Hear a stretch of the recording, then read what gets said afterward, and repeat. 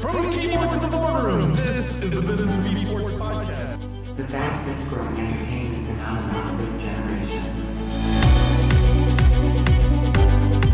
I, Prophet of Esports, joined today by my friend and co-host William Collis. Yeah, we got the book of esports out. It's a big deal. So everyone knows me as the Prophet and William as the Professor.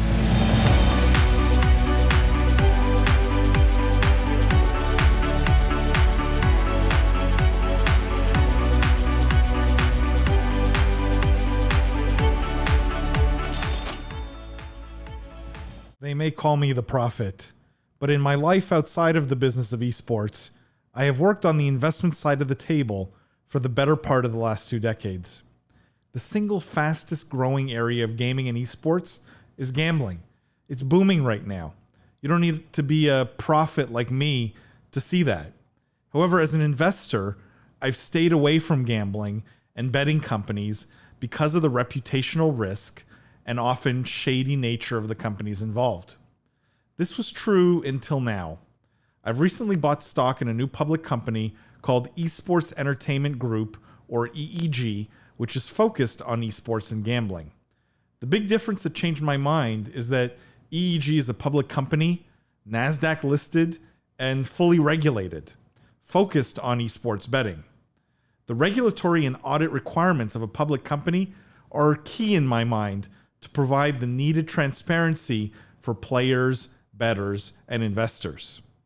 I had an opportunity to host the CEO of EEG on this podcast a couple of months ago, and I was very impressed by his vision for the company. We've stayed in touch, and I'm delighted to announce that they've accepted to become a sponsor of the podcast. If you're a family office, institutional investor, or investor of any kind, really, Esports Entertainment Group, ticker symbol GAMBLE, GMBL, might be one of the best ways to get exposure to the esports betting space and gaming in general. Make sure to check them out at esportsentertainmentgroup.com. Having said that, I need to make sure to state that this is only my opinion. I'm not an investment advisor or selling stock in the company. Please make sure you do your own research and seek advice from a licensed professional if you're looking to invest in the field. From the keyboard to the boardroom, this is the Business of Esports podcast. I am Paul Dewalibi, and I'm joined today by my friend and co-host, William Collis. For those of you who are new to the podcast, welcome to the official podcast of esports. What we do here is we cover the most pressing gaming and esports topics and news of the week, but we look at all of it through a business and C-suite lens. We dissect, we analyze the business implications of everything happening in this industry. For our regular listeners, thank you guys for tuning in every week. Thank you for telling your friends about the podcast. Thank you for going and buying William's book, The Book of Esports. And if you haven't already, get on Amazon right now, go buy it, read it, leave a review, and then come back to the podcast. I give you permission. Go do this now if you've already bought it. Whatever you use, we Pocket Casts, whatever, you can hit the pause button. You can go do it right now. It's worth it. Trust me. It's a fun read. And if you've already bought it, guys, and you've read it, or even if you're halfway through it and you're loving it, go leave that review on Amazon. I know William really appreciates it.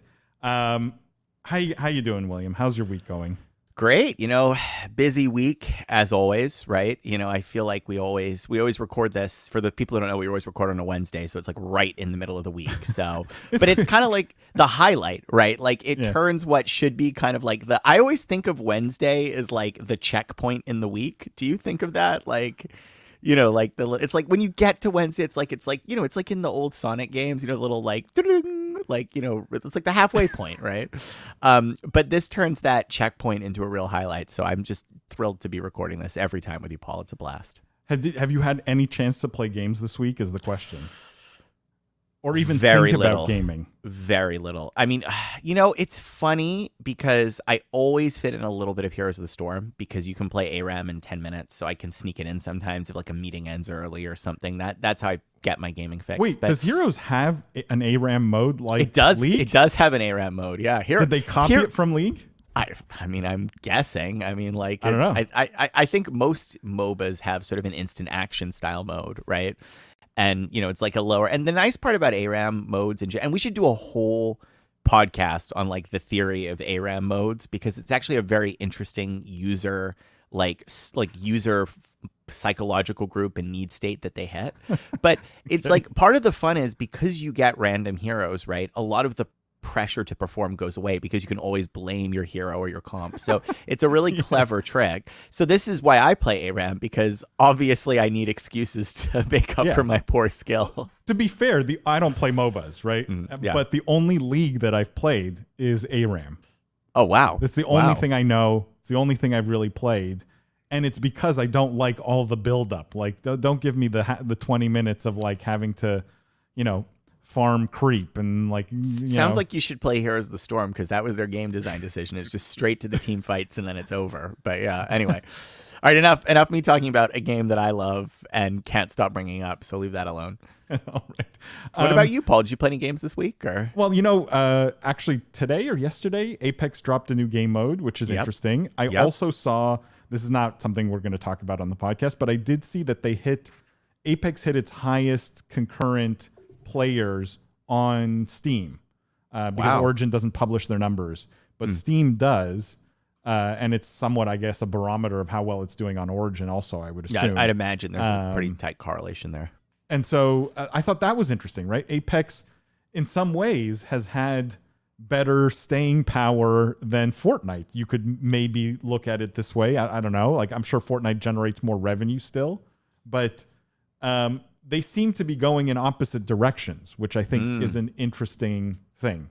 I think you're going to see this comeback of Apex and interest in Apex over the next few months because of this new 3v3 game mode. You can spearhead Apex, I'll spearhead Heroes, and then we'll both have if even half of that comes true, Paul, 2022 will be a very special party for us. So we'll be like I'm still waiting for my Oxygen Apex team, invite here, William. I'm still waiting to be signed as the oldest Apex player in history. Like, we still need to make this happen, is what I'm saying. Well, it's not too late, Paul. It's not too late. We know you have the skills. We've seen them time and time again. There you go. Look, we do have an amazing guest on the podcast, William. I want to get to Jimmy. Our guest today on the podcast is Jimmy Baratta. Jimmy entered the esports world in 2017. He began by advising clients within his network on the nuances of the gaming ecosystem. After a series of projects and live events, Jimmy has grown to become an instructor of esports at the University of California, Irvine, as well as a minority shareholder and senior advisor for competitive org Exet. Jimmy, welcome to the podcast. Hey, Paul. Hey, William. Thank you so much for having me. I'm happy to be here. We have 3 professors of esports technically now. That's right. Yeah, we got the triumvirate. It's like this is Power Rangers. We get to make Megazord now or whatever. Jimmy, for our listeners who maybe don't know much about you or maybe aren't, I know you literally probably know everyone in the industry. I think you're one of the most well-connected people around. But for those of you who don't know you, a little bit about your background, what you did before you got into gaming, why you got into gaming, what you're focused on now in the esports world. Just a bit of your story and your background would be great. Sure. I mean, that's pretty loaded, so definitely stop me when I start talking too much and people start tuning out. But yeah, I've been a lifelong gamer. I have an older brother that taught me, to play NES, Mario, and I was one of those kids that was holding a controller that was disconnected from the console. And so, this is very much in my blood. In 2017, I was working as a civil litigation attorney in Orange County, California. And, when something's not your calling or not your path, I think it's easy to step away and reevaluate what you want to do.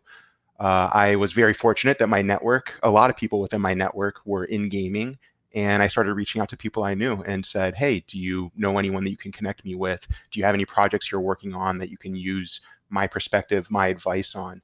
And it kind of snowballed from there. I can certainly get into detail on some of the first early stages of that, but so the very first person to respond was actually a mentor of mine, Larry Jackson. Larry is the head of content for Apple Music. Larry basically had an email sitting in his inbox from Clinton Sparks, formerly the VP of Biz Dev over at FaZe Clan. FaZe wanted to work with him to get musical talent to do God knows what. Larry had no idea about the industry, said, you're my esports guy. Let's take the meeting. Let's figure this out. I want to help you get into the space. And if it sounds cool, we can work on it. That led into about 8 months of negotiation and meeting with FaZe Clan, as well as with Travis Scott and some other entertainment properties for a lot of projects that ultimately didn't come to fruition. But what did happen was my own network expanded tremendously. Obviously, Clinton and Greg Selko, when they left FaZe and started XSET, were kind enough to call me up and want to get me involved. And obviously, I do that today. But that's kind of how it started, honestly, was some very high level negotiation and meetings that I didn't anticipate. Like my very first esports meeting, I'm sitting down with the president of a very well-known organization, in gaming. Similar conversations and early discussions with Gen G and Epic with the astronomical event that Travis Scott did. So honestly, any one of these is like its own conversation and lengthy discussion, but that's kind of the gist of it.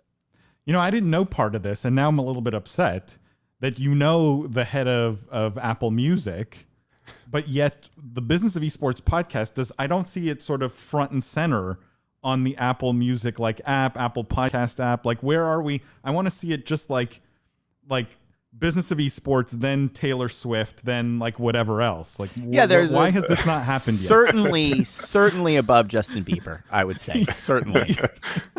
Well, let's work on my recurring guest slot, and then we can talk details. I love it. Jimmy, one thing that fascinated me about your background, especially, is being a lawyer is I guess there are lawyers that work in esports and gaming, but it was most definitely a career change for you. And my general question here, it's not specific to anything, but general question is, I get asked a lot from people who are maybe like mid-career, who see the gaming opportunity, are passionate about it, and want to get in. What do you think was sort of your secret in terms of breaking in to the esports and gaming world as someone who was changing careers, essentially? Yeah, and not to just glom onto this question too much, but this is probably the number one thing I think I get asked on LinkedIn too, right, Paul? This is so common. So how do we get in? Yeah. And it's true, you seem to have had, quite a lot of success, but also a relatively recent switch into the industry. Please, general tips, because I guarantee our listeners are they want to hear. There are a lot of people out there very curious about this. No, I appreciate it. And honestly, it was incredibly difficult and a long process. I do want to say for the listeners, I no longer am an attorney. I am fully in business development, strategy, general advisement in esports, which is where I want to be. And at that first meeting with Greg Selko, he offered me an in-house counsel job for FaZe Clan. And while I was waiting at Valet, one of the guys at the meeting came up to me and said, don't take that job. It's you want to be at this table negotiating, making the deals. If you become an in-house lawyer, you're going to be back at the office working on the paperwork that we're deciding here today. So, you want to be in biz dev, you want to do something else to keep your seat at the table. And that was honestly some of the best advice I've gotten in the last 4 years. But for me, it started off with networking, and I can't stress that enough, especially in this industry where you see it on a scholastic level, all these British Commonwealth countries that are adding esports to their curriculum, and they're seeing shy kids break out of their shells, become more confident in school, getting higher GPAs. The same is true in business, right? This is an industry that we're all passionate about. Everyone plays a game or is involved in, has a history here in some capacity. So to anyone that wants to get in this industry, know first and foremost that if this is part of your personality, part of your core, it's where you belong. And it's easy to have a conversation with anyone else here, because more than any other space, we can tell when someone is genuine or not, right? And so from a fundamental, I think, first step into this area, it's be yourself, know that we're all ourselves as well, and that we all love gaming. The rest is just, again, hard work and patience. Networking, getting to know people, and developing a skill set. The one thing, I had the most polite rejection ever from Gen G when I interviewed over there with them. And I know Chris Park and Kent Wakeford very well. They're great. Jordan Sherman, also a good friend. And we had Kent on the podcast, by the way. So I loved his episode. If you're listening, go check out that episode. Yeah. And Kent actually introduced me to my favorite client, Wizard Labs, which I could talk about later, an AI software developer.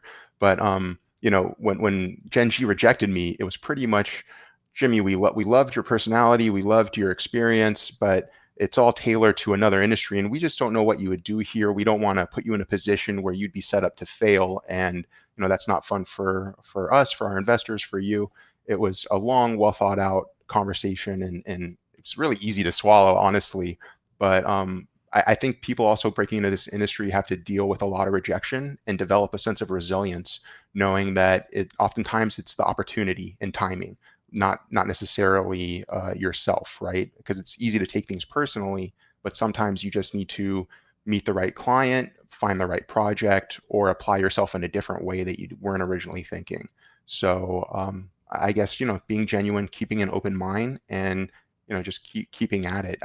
What comes to mind is that meme where there's two layers of people digging a tunnel, and one of them turns around and walks away kind of tired, and the other one is digging right where it's like the diamond is he's like right about to break through, and he doesn't know. So that's true in anything in life, I think, but especially here. I kind of want to add something to that, Paul. Sorry, I don't know if this is the direction we intended to take this podcast, but the thing I'd add is, networking is so important in the space. And a follow-up, I always tell people you have to network. And a follow-up question I always get back from people is like, yeah, but like how? Come on, like I am networking, right? And one of the best pieces of advice I ever got for my career that I try to pass along to people that it feels like apropos to offer now is never leave a conversation with someone in your network without pushing for an introduction to the next conversation, and ideally 2 more conversations, right? Because part of the problem with networking is like very few people, particularly if you're starting out in space, you have a Rolodex of like 100 people, right? You might have 2 or 3 people you can kind of sort of get to and have a conversation with. And then I think a lot of people have those conversations and sort of, like you said, persistence is so much of this. Those 3 conversations or 2 conversations weren't quite right. They didn't quite get lucky. It kind of stonewalls. And a big secret is if you do your best in a conversation, even if it's not a great fit, what you're looking for, or what the other person's looking for, generally people are happy to refer smart, motivated people onto other people because maybe they might help them, right? It makes them look good. And so the best piece of advice I always try to give is, look, just like at the end of every conversation, try to push, who else should I talk to? Would you mind sending an email? Could you make a referral to me, 1, 2 other people? And it really exponentially expands the power of your network because it lets you keep going until you do get lucky, that one conversation that you really needed to hit, William, I totally agree. And I did want to take it in this direction because I think we probably don't do enough of this on the podcast. But Jimmy, I was curious also to ask about the University of California, Irvine sort of experience. And what some of, because you touch on a lot of things in the esports space from, team to companies like Wizard and, some of these other projects you've got going on. How do you feel about the current state of esports education, right? Like, because both William and I, teach, I'm always curious to get the perspective of someone teaching somewhere else in terms of where you think that piece of the industry is at from a maturity standpoint, and also just from a, what do you want to leave your students with? Yeah, and just a quick tangent on UCI. I actually a few years ago was enrolled to take the course that I'm currently teaching at UCI. I wanted to network. I wanted to meet other people. They had great seminars, great speakers, and obviously UCI is a brand name. And then I got incredibly busy and was fortunately able to drop the class at like the last ad drop day. And fast forward to 2 or 3 years later, and I'm emailing the instructor because we just had Mark Deppy on a live event I co-produced. And I said, hey, I would love to guest lecture for one of your classes. And they go, well, actually, how would you like to teach it? And that was kind of how I got the job. I was like, completely unexpected, and I'm very thankful for the opportunity. I've always wanted to do something like that. But back to the core of your question, which is, the current landscape or state of education, I see it in elementary and high school type setting to be a lot more successful than it is at higher levels. And I don't know if that's because they have more enthusiasm or a larger user base, but or more opportunity, because you do have these kids that are required to go through a specific curriculum, so they're forced to funnel through a new program if you add it or not. But I see it incredibly successful at that level, a little bit more difficult the higher you get, which is odd, right? Because the higher you get, typically the pyramid gets pointier and sharper, meaning all those minds want to be there and they're more motivated, more educated. But consistent with a discussion that the two of you had last week with the Esports Certification Institute, you know, what's a cash grab? What's there legitimately? What you know, it's hard to evaluate the different opportunities available for education at higher levels. That's why I like UCI, and I'm sure that's why both of you like teaching as well, because you know you were able to vet the program for yourself and teach something subject matter that you wanted to teach. I'm currently in the same discussion with Tiger Woods Foundation. Tiger Woods is a nonprofit. They want to develop an esports certification program, but the biggest question is what makes it valuable. You know, can we do something where this isn't just a piece of paper? This has true value to the people that go through it. That's their primary concern, which is wonderful. And you know, I'm kind of helping navigate those waters and see if we can come up with something that is of value. And fundamental to that, and to finally answer the question, what's valuable in these programs, I think, first and foremost, is I think just developing a fundamental way of thinking.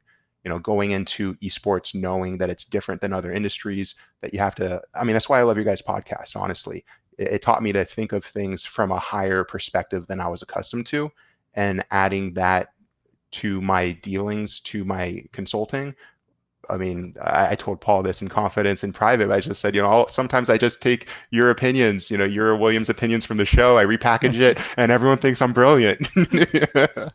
But truly, it is about, I think, you know, some people open up the New York Times every morning. In our industry, you need to open up the Business of Esports newsletter, email. I read your emails religiously. I watch the show, and other sources as well that we won't plug here. But Jimmy, your check's in the mail. Thank you. That is really an incredibly warm endorsement, and that's wow. I have a huge smile on my face. Now I'm thinking, William, we need to be packaging our takes as NFTs so we can at least get a cut Paul, of when people repackage it, right? I've long been saying we should NFT everything. It's NFT like everything. It's the time, yeah. Which, by the way, the world's first esports NFT, which we minted here at the Business of Esports, because of the increase in the price of Ethereum, has been reduced in price. So go check it out. The original world's first esports NFT. Yeah. much more reasonably priced now. Only, what is it, 10 Ethereum now? What are we at? 12. Like 12. Oh, very reasonable. Very reasonable. Come on, from 470. Oh, much more. This is the discount of the century. Yeah, you should have led the podcast with that. Like, why would you not own that NFT? I try. It's the stealth plug here, William. Right? You saw how I slipped that in, just like that. Well. Speaking of slipping stuff in, I think we have some exciting news topics to jump into. Tons of news. So much news this week. We're not going to get to all of it for sure. So make sure you check out the live stream, guys. Every single week, 8:30 p.m. Eastern time, every Wednesday. We cover all the stuff that we just couldn't fit into the podcast. This week, there's like a dozen stories. There's no way we're going to get to all of them on the podcast. So go check out the live stream if you love the kind of content we make here. Guys, let's start with Riot. Okay, Riot Games made a bunch of waves this week. There were a lot of people talking about this story. I will bring it up here so you can see the headline here. Riot Games updates its privacy notice to start developing voice comms moderation. Let me just show you the other headline, also related. It's the same story, but this one's a bit more telling. Riot Games to record Valorant voice chats and review for harassment and hate speech. It says there are currently no plans to implement this change in League of Legends, according to Riot. So basically, it's dead simple here. They've changed their privacy policy so that now Riot will record everything you say in voice chat and be able to review it to see if you're toxic, basically, and I assume be able to ban people if they are being toxic over voice chat. I wish I kind of want to create a little video, like, or call it our tinfoil segment. Like, do any of you believe that Riot here is being totally virtuous and this is all about banning toxic players? I 100% do, Paul. I mean, that's good, really William. what I was this is hoping all that. No, but no. Quite seriously. I mean, obviously, this is like such an interesting news story. I mean, this could be our only news story, I think. There's so many implications to tease out of this, both for Riot's slate of games, for how other publishers might behave in the industry, and also candidly for how chat software like Discord is going to behave going forward, right? Like this is a really, because again, Riot is an industry leader. This isn't like, publisher 3592 doing this, right? This is arguably the gold standard. So this is a lot of implications. I definitely do believe toxicity is a piece here. I really do, because people behave differently if they think they might be recorded. I think that's just human nature, right? So there's a built-in deterrent effect, even the possibility, right, that it might be monitored or in some way like could have some benefit there. I also think, though, that, the reality is it's probably very hard to police comms. Chat you can police in many different ways, but comms is probably harder. This opens up comms for policing in a way that maybe could ban repeated bad actors and improve the state of the community. So there definitely is some goodwill here and goodwill reasons to do it. That being said, there's got to be a lot more, right? Let's unpack what the lot more is. Let's drop your facetious question. Riot's got to want to do more here. What's the more they want to do? Yep. Jimmy, I'm curious, what's the more you think they want to do? Or do you think they're completely virtuous here and this is all about toxicity? I really appreciate William's altruism and optimism. I unfortunately don't see it through the same lens. I see this as a fluff PR piece to cover up something that they were probably already doing and utilizing in other ways. And obviously this is just a hunch and a feeling, but you see Amazon, you see iOS with them already recording voice, the tremendous scandal that they've gone through for the last few years, people sharing and researching and then them changing where things are located to turn off voice recording features. And every time opening up social media and saying like, oh, that's the thing I was just talking about with my friend. Like now I can buy, right? With these voice targeted ads. I don't know what Riot's intent is for recording all of our voices here, but there's already a pretty decent system with the self-reporting of toxic players, hackers after you get killed, right? You can right click any of these players' names, submit this person for hacking or this person for saying something, a racial slur or something else in violation of the game's terms of service. I honestly think Riot has probably been recording and needed to get in front of it because they've already gone through so much scandal in the last few years, and just goodbye any job offer I would ever get from Riot, but this is deeply how I feel. This is there's way more to it than just we need to protect. Toxicity has been fundamental to gaming for 15 or more years, right? So I don't see anyone rooting that out completely. I see this as there's more to it. There's something else. So about once a month, I always get a call from my mom, which goes something like this: like, "Hey, I was talking to your dad about pick something Lysol wipes, and then I went on Facebook and it showed me an ad for Lysol wipes, right?" And the reason I bring this up is to your point, Jimmy. Our phones are already recording us, right? Amazon Alexa is already recording us. Why do we care that Riot is now going to record us? I guess is one of my questions. And the second question is, if we're trying to be constructive here as a group, right? And we believe that Riot is truly going after toxicity. Other than this, how do they root out toxicity in voice comms? Like, what are the other solutions?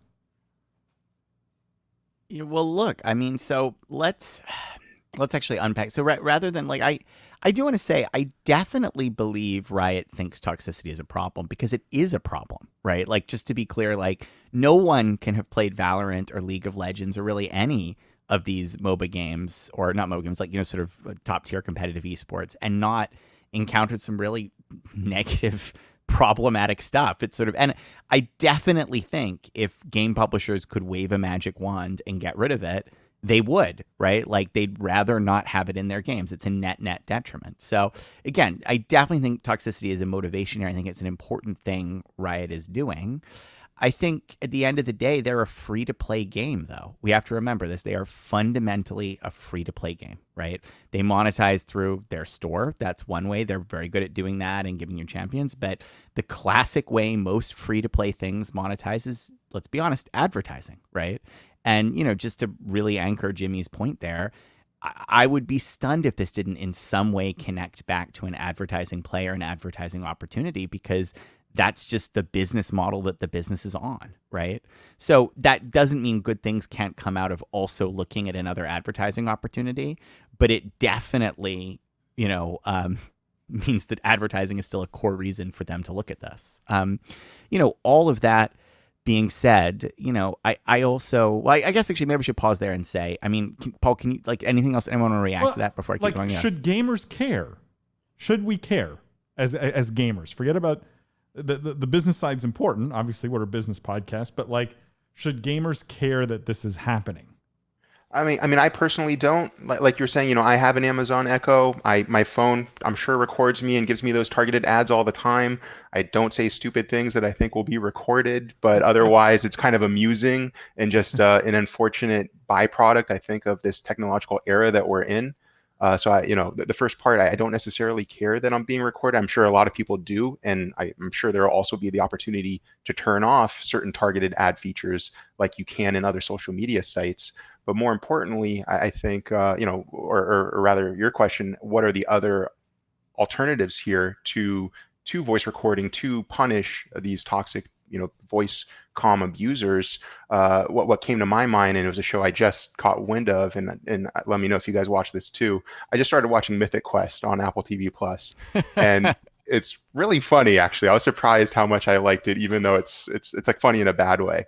But what they did in this one episode with all of these fascist gamers was they just put them all on the same server with one another, so that their propaganda didn't affect other people. They just stick them in one random server. They'll harass each other, and everyone else will be saved. And I thought it was so funny and clever. But then it reminded me, Activision did that, right? They put all the cheaters in the same lobby with each other, in the same server with each other. Anyone suspected of hacking on Call of Duty is now in the same lobby. And it was there was a meme. I love memes because it's the most culturally relevant reference. But there was a meme of Thanos, I use the stones to destroy the stones, and he was like, I use the hackers to destroy the hackers. I put them all together.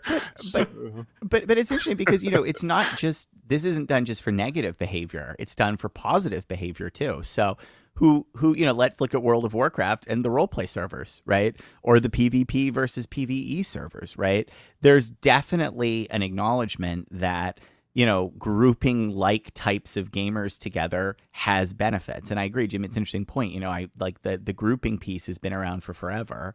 That's a really exciting solution to see. I personally think it's probably underemployed by publishers, right? And I'm also just tired of their grouping criteria for me being, I'm bad at the game, so I go in, the lowest ranked pool. Well, I was gonna say, yeah. I just think it would be hilarious to see that play out. All of a sudden, you find yourself in a lobby with a bunch of toxic people. You're like, oh no, I'm actually toxic. It's like a Black Mirror episode. It's all along it was me too. I'm just the same. It's an interesting solution. I kind of like it. I do think.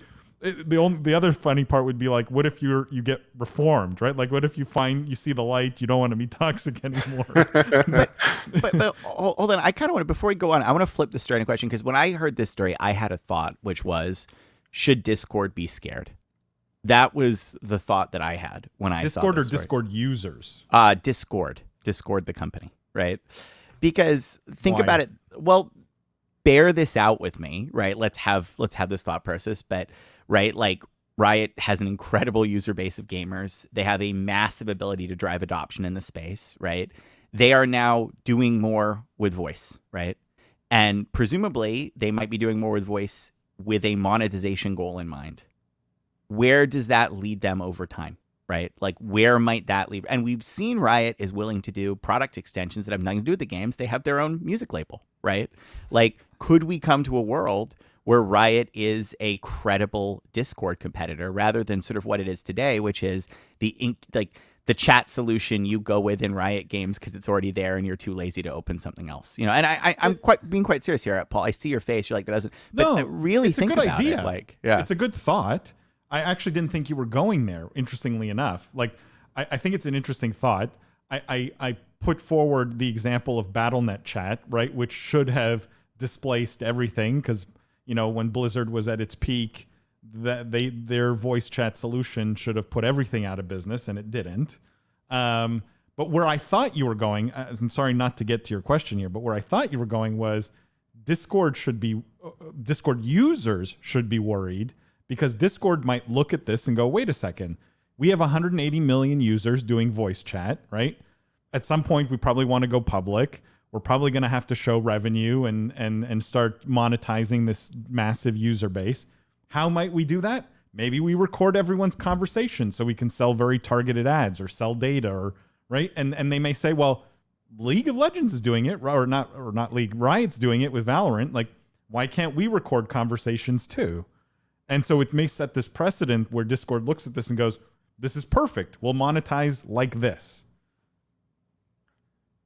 You know, the data I've seen suggests that ads are definitely the next wave, right? And that people are moving away from subscription-based models. So I think it's a real concern for Discord users and for anyone else, honestly, that uses some type of voice chat heavy platform or community. What I've learned from users, because I have way too many friends in the 13 to 17 age demographic, just by nature of my the different projects I work on and who I need feedback from. These kids will hop into any game server and just use it for a voice chat lobby. And then they will open up a Zoom or do some type of screen share and watch their favorite streamer play on YouTube or Twitch. But they'll hang out in Fortnite lobbies just for the voice chat feature.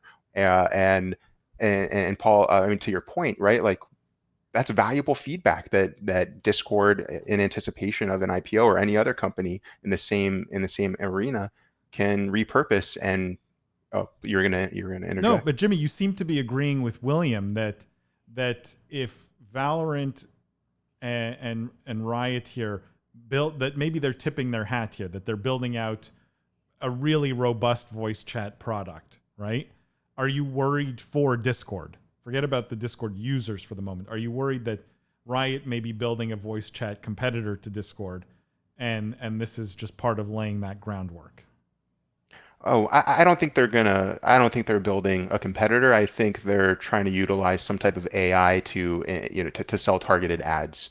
I also think, and my initial distaste at this article was really just how it was phrased. I just don't care for the whole, we're doing this to protect you from toxic. They're doing it to try and monetize everything that they can from their users, because that's the biggest question in this space, right? Is we can grow these massive communities, but how do you bleed them dry, I guess. And so I'm not worried for Discord. I'm worried for the Discord user personally. Interesting. William, are you? I was wondering just a question. If I were Discord, I'd be concerned, because I see two arrows fired from bows that lead in the same direction, right? Like, fundamentally, you know what I mean? But they also have given you a clear, like, if you're Discord, you're somewhat happy at this announcement because Riot has done something before you have, and so you don't look like the bad guy anymore, right? Riot has created a precedent that you can just follow, and if anyone criticizes you, you go, well, Riot's doing it, right? And so you're less guilty. I don't know if I agree with that, Paul. I don't know if I agree with that. I don't think this notion of Riot giving cover fire to other companies is actually how people would perceive things in the space, right? Like, I think Riot operates in a different way with a different wavelength and a different fan base. And I think, like, do you think this would give cover fire to Activision Blizzard? I think if they did this, it would be perceived very differently. Like, I think the reality is... So you don't think if tomorrow Discord came out and said, hey, we're going to start recording every audio call on Discord, and it's to root out toxicity, right? We don't want people, we don't want toxic people or, horrible people and, saying horrible things on Discord. And so we're going to record every conversation to root out the toxicity. Do you don't think that the Riot announcement gives them some cover fire to do that? I mean, sure, it gives them some, but I think it's, I don't know, maybe I'm naive here, but I tend to think that one thing I've really learned about esports is each publisher and each company has its own sort of, I guess, like, what I say, community armor score, right? Like, it can bear, like, there's so much goodwill built up in a property, which determines how people perceive the actions of that particular company or business, right?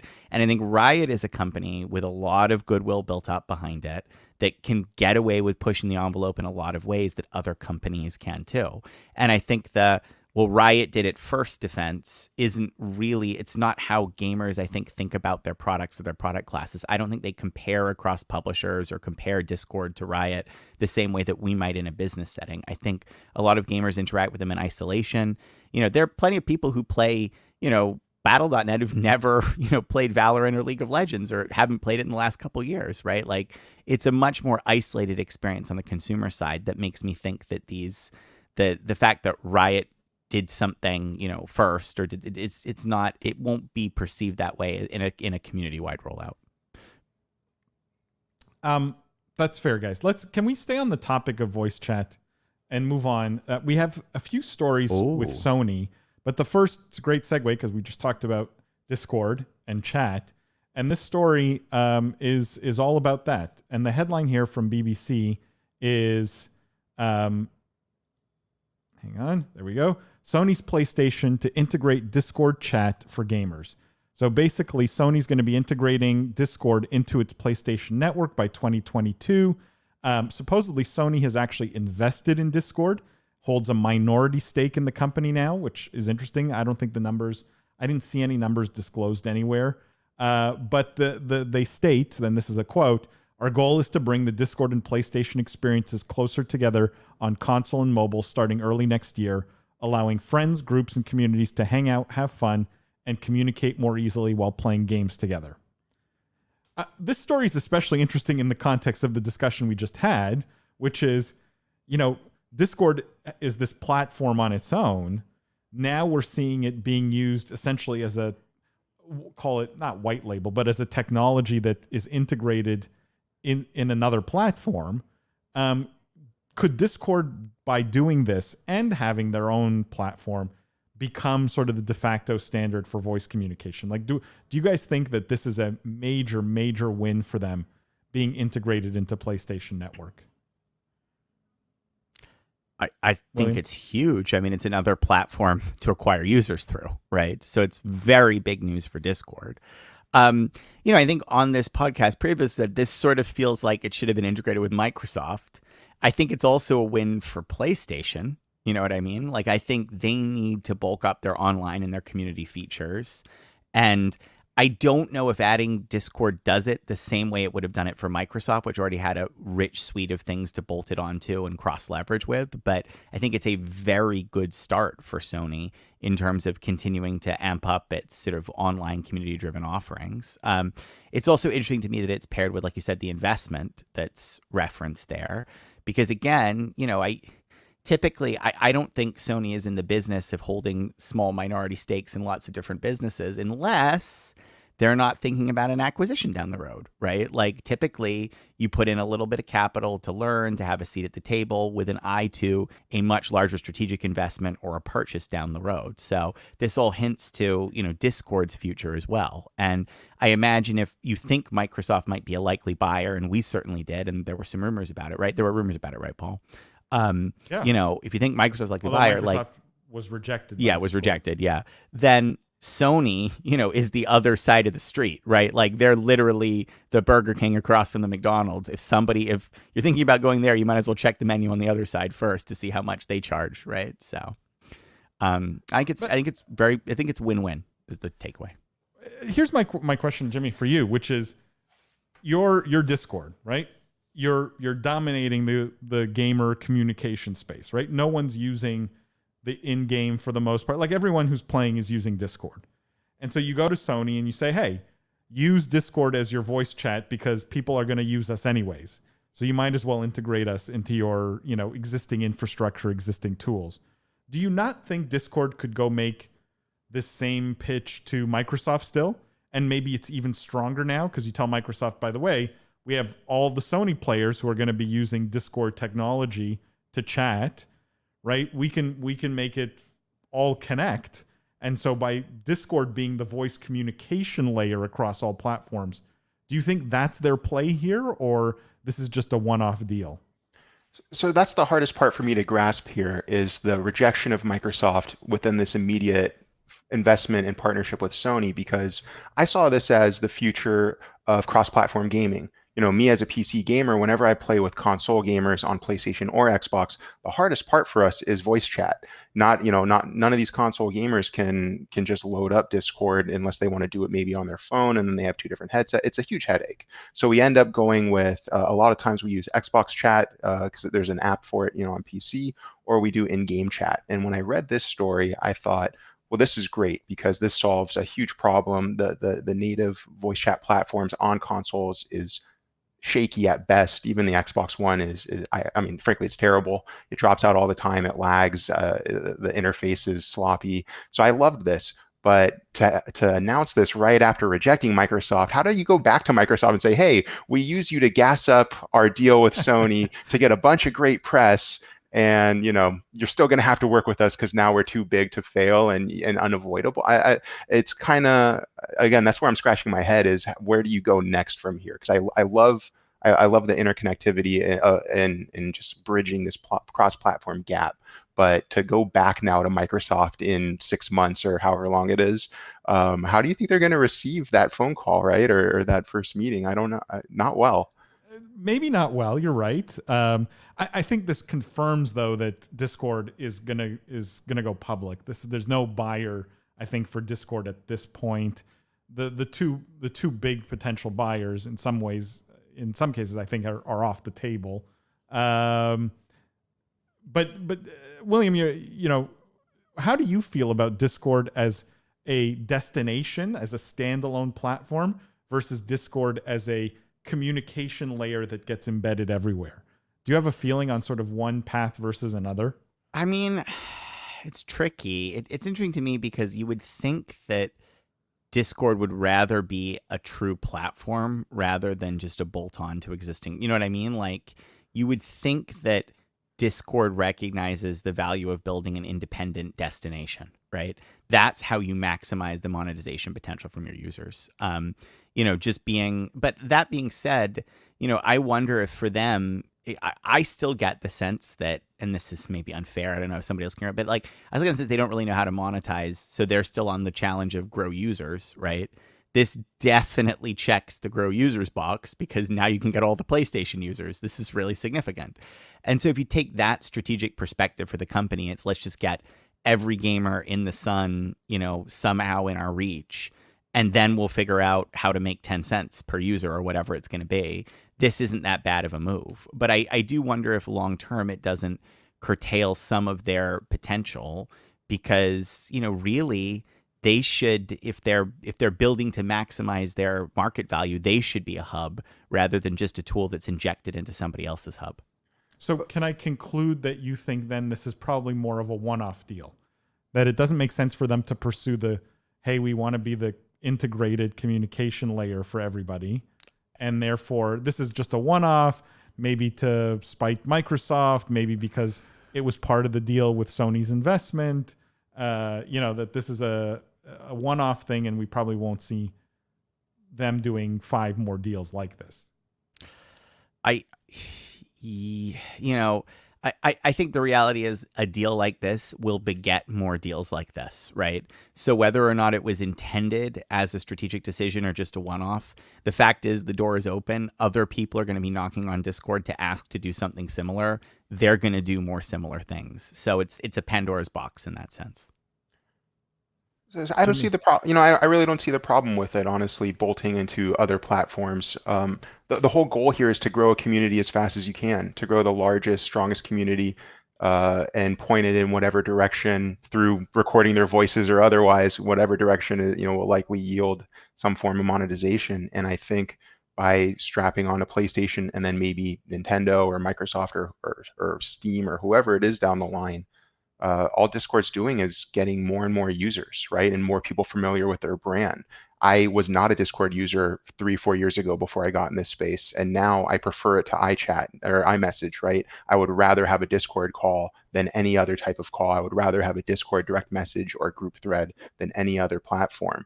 And I'm a PC user, not a console gamer here, and I know we're going back to PlayStation, but as Discord gains more partners, they convert more users, more people become familiar with their brand and their tech and appreciate it for how good it truly is.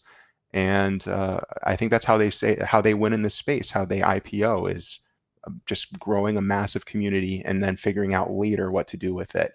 And the fact that they can get X million PlayStation users by this one partnership, because that's how they're reporting it, I think, to their investors and shareholders, right? They're not saying these are how many installs we have or monthly active users on our platform. It's rather, here's the total Discord fan base, here's the total PlayStation. We'll lump them together, and that's our new number, right? It's inflating their value, but it's really not all that truthful, or sorry, all that untruthful. No, and it's like, to me, this is classic like pre-IPO playbook also, right? It's a big big brand kind of deal. It's going to push big growth numbers, to your point, Jimmy, right? Like to me, this feels a lot like we're gunning for that $30 billion IPO, that $30 billion public valuation.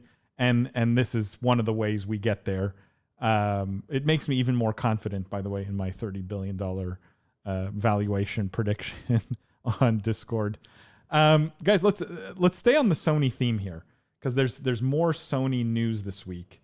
And this one was interesting. This one, the headline was, let me just pop it up here. The headline was, sometimes these don't work. If this is not working, I'm just going to tell you guys what the headline was. The headline here was, Sony reportedly preventing Resident Evil Village from being on Xbox Game Pass. So this is not like one of the most anticipated titles of the year. It's a title that Sony's putting out. But that's not true. Resident Evil is a pretty big franchise. I think it's safe to say this is one of the largest releases, at least this month, if not in the quarter, okay, right? Sure. Yeah. But according to leaked documents, the deal between Sony and Xbox is that Microsoft is prohibited from distributing the game through Xbox Game Pass. Now, on this podcast, we've been huge fans of Xbox Game Pass. I think, William, is fair to say, right? And how I successful. think it's one of the major drums we beat is that Game Pass is a huge force in the industry, and it's only going to grow more in importance and reach. And so this to me, I think, is the first time I think publicly I've seen a story like this where a publisher, in this case Sony, is actively saying, look, Microsoft, we're willing to have our game on Xbox, but you cannot put it on Xbox Game Pass. Is this a red flag for Game Pass, William? I don't know how you're seeing this. This is the power of Game Pass, Paul. This is the power of Game Pass. This is how dangerous it is in the industry as a force for control for Microsoft, and because Sony is willing to let it go to what was previously the ultimate taboo, like cross system. Now they're happy to let the game go to an Xbox so Xbox users can buy it, but they are not willing to let it be part of Game Pass, right? They're essentially saying that to some extent they view Game Pass as more of a competitive threat than the Xbox console, or at least an Xbox console launch, right? And the reason for that is pretty simple. Why do they not want it on Game Pass? Let's just be explicit here. It's because they don't want Resident Evil to drive Game Pass adoption. They don't want people who Sony's put a lot of money. It's this Resident Evil 7, right? The Village, right? Put a lot of money in developing it. This is a, 8. What? I can't keep track. Whatever I said. It's Resident Evil. Everything past 3 for me. The franchise didn't. No, it's not true. Everything past 4. 4 was where the franchise stopped for me. But like, look, because their fear is that people want this game. I do think this is a game with a strong niche audience. If you are a Resident Evil fan, you have been a fan of it for a long time, right? It is one of the few sort of marquee, action-y survival horror games that scratches that itch. It's basically this and Silent Hill. And they don't want a game that they've worked hard developing to be driving the adoption of a major service for their competitor, right? That they are scared is actually, as I said earlier, more threatening to them in terms of this lock-in subscription model than the actual Xbox platform. So they're fine if you buy an Xbox to play this game, but they do not want it to be that hook that gets you on the subscription Game Pass model. Jimmy, you had some thoughts on this.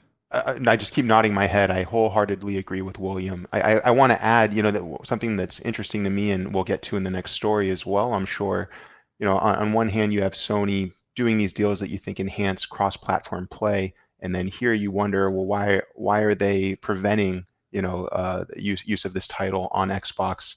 And Paul, to your point, you can still buy it on the Microsoft Store, right? You just can't use it on Game Pass. And William just hit it on its head, right?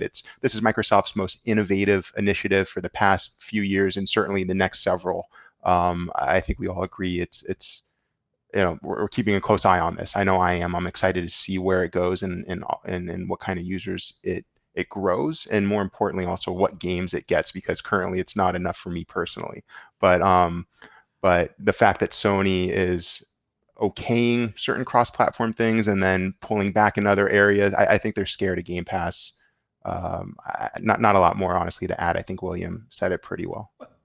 Let me just, there's one thing neither of you guys mentioned, which is I get that Sony's scared that Microsoft's Game Pass product could be too successful, right? They don't want to encourage the growth of Game Pass. But it could just be all that. I think one of the things factored in here is maybe they just believe long-term the economics of being part of Game Pass are worse for them than selling more boxed copies, right? In the same way that the music went through the same thing. The all-you-can-eat, Spotify $15 a month service, I think has resulted more in a decline in artist revenue, not an increase in artist revenue, right? Like artists made more money in the 90s selling lots of CDs. Now, I agree that Game Pass's success and other all-you-can-eat services like this are probably inevitable. But do you not think that Sony just looked at this and said, wait a second, like, why would we cannibalize boxed copy sales by giving it away? Obviously, they're getting paid for everything that gets downloaded on Game Pass, but maybe not as much. Why distribute this through Game Pass and cannibalize our own sales? Do you guys not think that maybe that factors in? And if that is the reality, that Game Pass could end up getting quite a bit of pushback from publishers long term, right? As Game Pass gets bigger and bigger and more successful, you may get publishers saying, wait a second, like now I'm forced to be here, or no one will buy my or play my game. I would sooner. I think anyone that doesn't go the free-to-play route or a cheaper subscription route is kind of missing the boat here on what gaming has opened up for the world. I agree with you, obviously, musicians in the 90s compared to today, but opening up or lowering the barrier, the point of entry, right? That paywall feature expanded gaming into tens, if not hundreds of millions more households of middle Americans that couldn't afford a $60 disc in hand. And I don't think Sony doesn't get that. I would sooner believe that Sony has their own Game Pass competitor that they're in the works with and that they're protecting this from to use there, than to think that they just want to make a couple $60 sales here and there. So you don't think we will ever see pushback from publishers en masse, like in quantity, against Game Pass type services? You might, but it's different than what's happening here. Right. I think this is really a war of strategies. There's a transition in the industry from consoles as the walled garden you try to lock people in, to subscription services. That's what's really happening here. And I think that it's most apparent, like Sony is firing a volley in the early stages of that war. There could be another war about subscription services eating the revenues and pricing power away from publishers. And we might see that war too. It's certainly a possibility, because subscription services are appealing to consumers because they get the cost out, right? Like, you get more games for less money. It has to come from somewhere. Spoiler alert, it's coming from the people who make the games, right? I mean, that's a simplification. You make it up with volume and everything, but you sort of see my point, right? So we may see that war coming, but I think that's a later stage war that takes place. And I think the war now is around which subscription platforms lock in consumers, and Microsoft has a huge lead, is way far ahead, has a really awesome offering. I mean, Game Pass is just awesome what's on it. It's incredible, and it gets better every day with like the additions of Bethesda and everything now. It's just, this is a competitor seeing another competitor with a product that is too strong in market and saying, I'm not going to let my hard work accelerate your traction here. Plain and simple. Guys, before we move on to the last Sony story, we've got a third Sony story. I just, one quick word. Guys, the single fastest growing area of gaming and esports is gambling. It's booming right now. You don't need to be a prophet like me to see that. You know, because I've talked about it on the podcast, I've stayed away from the space because of the reputational risk, the shady nature of a lot of the companies involved. That was true until now.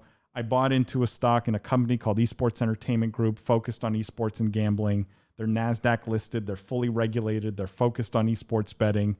And, we've had the CEO on the podcast. We've had some of the management on the podcast. Very impressed by the vision of the company.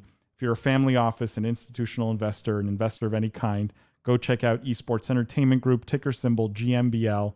It might be one of the best ways to get exposure to the esports betting space and gaming in general. Check them out at esportsentertainmentgroup.com. Having said that, just making clear that this is just my opinion. I'm not an investment advisor. I'm not selling stock in the company. Do your own research. Seek advice from a licensed professional if you're looking to invest in the field. Guys, one last story, Sony story here. And this one I almost didn't believe it when I read it.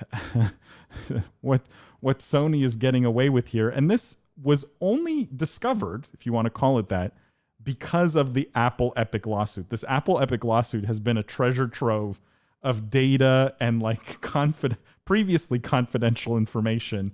And this is one of these stories that, again, you sort of shake your head because it is somewhat hard to believe.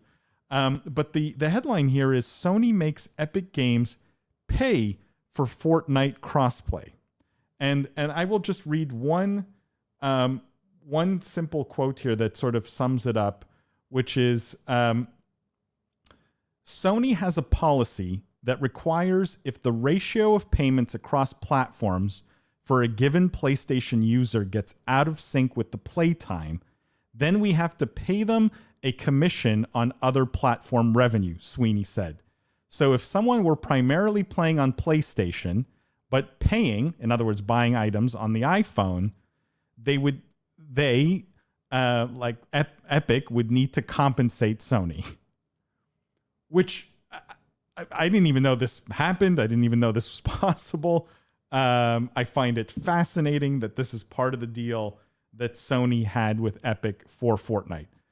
Are you guys just as blown away by this revelation that Sony commanded so much control here that if you play on PlayStation, it doesn't matter where you buy skins or any cosmetics, Sony is still going to get their cut from Epic? William, are you wanted to chime in? Pretty incredible.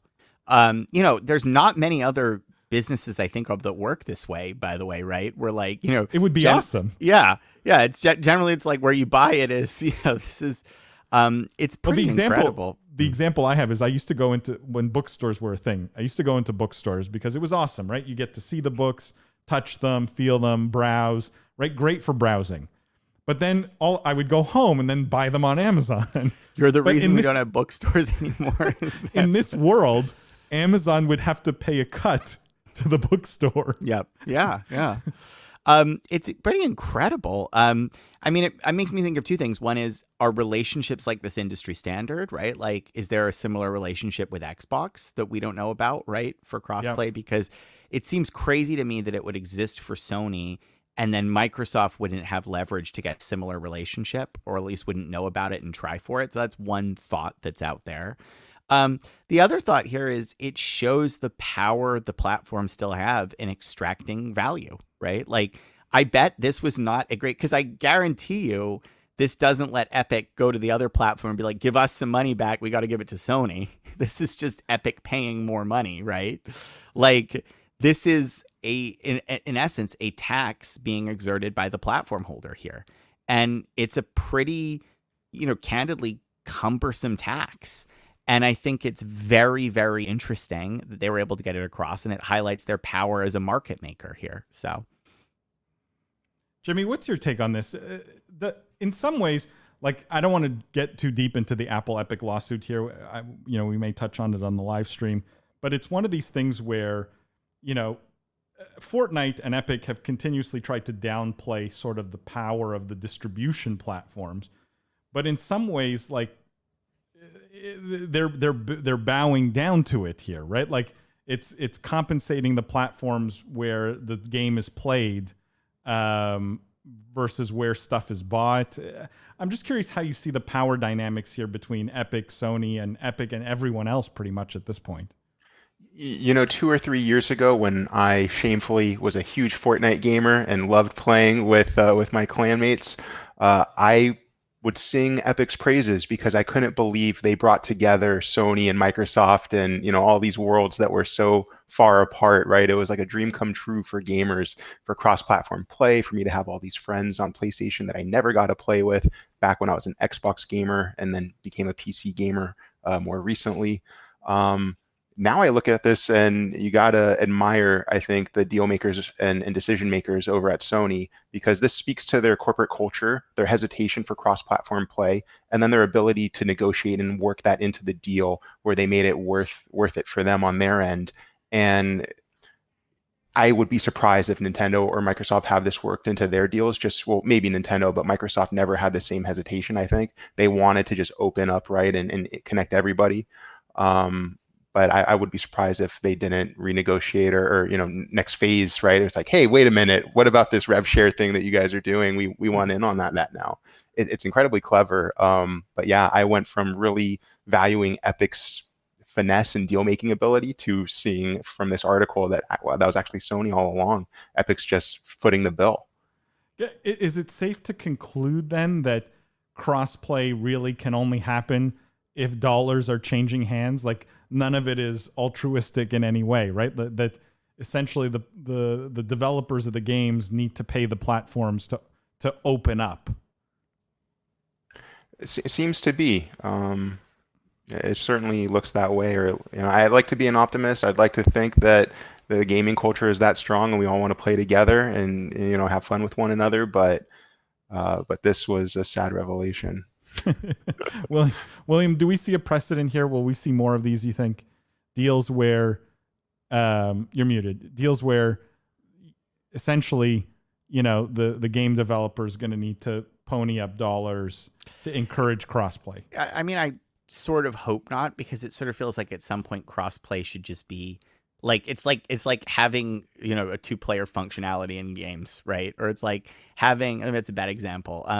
It's like having an online mode, right? Just feels like a thing a game should have in this day and age. You know what I mean? But the reality is, no. I mean, there's a reason why these platforms exist and wall off. It's to extract additional value, and to create an exclusive, barrier. And if now that this is known as another way you can extract value from your platform, everyone is going to ask for it. I think this will be standard. I think, again, it's a little unfortunate because you can maybe pair this with the Game Pass discussion we had earlier. A theme here is it's getting harder to be a publisher, guys. This is getting tough here. You have a revenue squeeze on the subscription model. You now sort of need cross-platform to keep all your users, because to get your users to be happy. But now you're gonna have to pay for that more too. This is going to be a weird place in the market to be right now. And I definitely think, ironically, you're seeing power dynamics shifting a little away from publishers. And I do think there'll be a backswing. I think there's tools and techniques publishers can have to fight back. But it's interesting to read the two stories together and say, yeah, it's probably a little harder to be a game developer now than it was a few years ago, because the forces are moving to chip you away at the top and bottom of your balance sheet. Yeah, but most of them are still reporting record revenues and things like that. So it's not like, well, yeah, exactly. All, I mean, take it with a grain of salt, right? But it's a rising tide, just the popularity of gaming exploding, obfuscating, I think, a little bit of a bigger problem, which is the game developers themselves have had a period of, I think, impunity and control in terms of owning the underlying game properties. And now you're seeing other people in terms of the platform holders and other people who finding additional ways to extract power from that ecosystem. So, the days of single publisher dominance, I'm not saying they're over by any sense, but there's definitely a weakness in the armor that this is exposing. And this is a good thing, though, in some ways, right? I think we spent a lot of, especially in the early days of the podcast, talking about how publishers had maybe too much power, wielded too much power. No? Yeah. I mean, if you read my book, The Book of Esports, one of the theories is sort of the consolidation of the landscape around the publishers and, the ability of a consolidated landscape to push back and extract value from publishers. And this is part of what's happening here. On that note, sorry, Jimmy, you had a thought? I just got to jump in and let William know. Yeah. I apologize. I just rated it today. I realized I was going to come on the show. I couldn't be here without rate. Well, I have your book. I had to rate it. I did it. 5 I, stars. I appreciate you rating Jimmy, but there's actually a 6-star option that you could. Jimmy, you did my segue for me because I was going to say, speaking of the Book of Esports, if you've bought it and you've read it or you're halfway through it, go leave a review, 5-star rating and review for William on Amazon. That wraps up this week's podcast. Jimmy, how can people find you if you want to be found? They can search for me. Jimmy Baratta on LinkedIn is usually a safe bet, or email jimmy@ftempire.com. Follow you on socials, anything like that? No? Yeah, why not? At Jimbo Danks is my handle. I love it. If you want some mediocre Call of Duty gameplay. I love it. I love it. Sign me up. That's way to sell it. Way to sell it. Jimmy, thank you so much. You were awesome. William, thank you as always. Guys, make sure if you're listening, tell your friends about the podcast. Go leave William's review on William's book on Amazon, The Book of Esports. Definitely go do that. I know so many of you have read it and not left a review. And make sure to check out every single week, guys. After we do the podcast, we host a live stream. It's an after show. We cover all the stuff that didn't make it into the podcast. It's a lot of fun. We get to interact with you guys. It's also a bit more casual, so it's a bit more loose. And we do some fun, more lighthearted stories also. So go check that out every Wednesday evening, 8:30 p.m. Eastern time. You can basically watch it anywhere. LinkedIn Live, YouTube, anywhere you follow us, Twitter. It gets broadcast everywhere. And make sure you follow us on all those socials. Business of Esports on YouTube, Biz Esports, pretty much everywhere else. TikTok, Instagram, Twitter, at Biz Esports. And as always, we will see you guys next week.